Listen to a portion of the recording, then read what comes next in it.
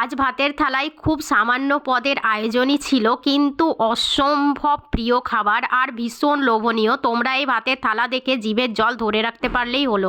প্রথম পাতেই কি কি ছিল তোমাদেরকে বলে দিই। প্রথম পাতে খাওয়ার জন্য ছিল ডাল, ভেজ ডাল, তার সঙ্গে ছিল লেবু, আর হয়েছিল একটা ভাজা। ডাল থাকলে তো ভাজা লাগবে, সেটা হলো আলু দিয়ে। আলু দিয়ে হয়েছিল সিমের ভাজা, আর হয়েছিল কষা কষা মাংস, যার মধ্যে তো আমি একটু গোটা রসুনও দিয়েছিলাম। তো দেখো, ডাল মেখে লেবু চিপে তার মধ্যে ভাত খেয়ে নিলাম। তারপর ডালের সঙ্গে আবার আমি ওই সিম আলু ভাজা মেখেও ভাত খেয়েছি। দারুণ লাগে আমার এই ভেজ ডাল খেতে। আর তারপরে পরেই মাংস, কষা কষা মাংস। আর এই দেখো আস্ত রসুন, মানে এই রসুন মাংসে দেওয়ার পর রসুনের যে কি দুর্দান্ত স্বাদ হয়, তোমরা যারা খেয়েছো তারা জানো, আর যারা খাওনি তারা ঝটপট খেয়ে দেখো, অসম্ভব টেস্টি। আমি তো রসুনটা অর্ধেকটা ভাতে মাখিয়েছি আর অর্ধেকটা এমনি এমনি খেয়েছি। মানে কি যে একটা মানে টেস্টের মানে বাস্ট হবে মুখের মধ্যে, জাস্ট কল্পনা করতে পারবে না। আর যারা যারা খেয়েছো কমেন্ট সেকশনে লেখো কে